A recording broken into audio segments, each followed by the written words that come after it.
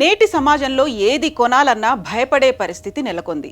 మనం వాడే నిత్యావసర సరుకులు, పాలు, పప్పు ధాన్యాలు, కారం, అల్లం, ఒక్కటేమిటి నిత్యం వాడే నూనె వరకు ప్రతి ఒక్క దాంట్లో కల్తీ జరుగుతోంది. ఈ మధ్య కాలంలో కొంతమంది తక్కువ సమయంలో ఎక్కువ డబ్బు సంపాదించడానికి ఎన్నో అక్రమాలకి, మోసాలకు తెగబడుతున్నారు. మనుషుల ప్రాణాలకు హాని ఉంటుందని తెలిసి కూడా పలువురు వ్యాపారులు నిత్యావసర సరుకుల్లో కల్తీకి పాల్పడుతున్నారు.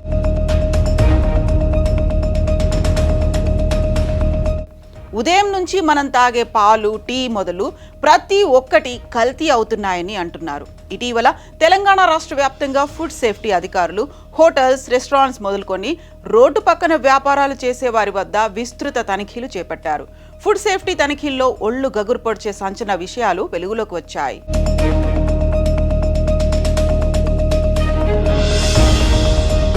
ఆరోగ్యానికి మంచి ఆహారం బలమిస్తుంది. అది ప్రతి ఒక్క డాక్టర్ చెప్తున్న విషయమే. కానీ ఈ కాలంలో మంచి ఆహారం ఎక్కడ దొరుకుతుంది? మనం తినే ప్రతి ఆహార పదార్థంలో కల్తీ కలుస్తోంది. ఏం తినాలన్నా, తాగాలన్నా కల్తీనే.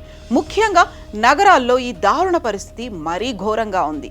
ఇటీవల తెలంగాణ రాష్ట్ర వ్యాప్తంగా హోటల్స్, రెస్టారెంట్స్తో పాటు వీధి దుకాణాల్లో ఫుడ్ సేఫ్టీ అధికారులు విస్తృత తనిఖీలు చేపట్టారు. ఈ క్రమంలోనే హైటెక్ సిటీలోని రోడ్ సైడ్ దుకాణాల్లో జిహెచ్ఎంసీ ఫుడ్ సేఫ్టీ అధికారులు తనిఖీలు నిర్వహించగా నమ్మలేని నిజాలు వెలుగులోకి వచ్చాయి. కొంతమంది టీ పొడిలో క్యాన్సర్కి కారణమయ్యే కలర్లు వాడుతున్నట్లుగా అధికారుల దృష్టికి వచ్చింది. అంతేకాదు స్ట్రీట్ ఫుడ్లో వాడే మసాలాలు, సాసుల్లో కూడా డేంజరస్ కలర్స్ వాడుతున్నట్లుగా తెలిసింది. FSSAI మొబైల్ ల్యాబ్ ద్వారా అక్కడే పరిశీలించి వ్యాపారులు వాడుతున్న ఆహార పదార్థాల్లో కల్తీ జరిగినట్లు నిర్ధారించారు అధికారులు.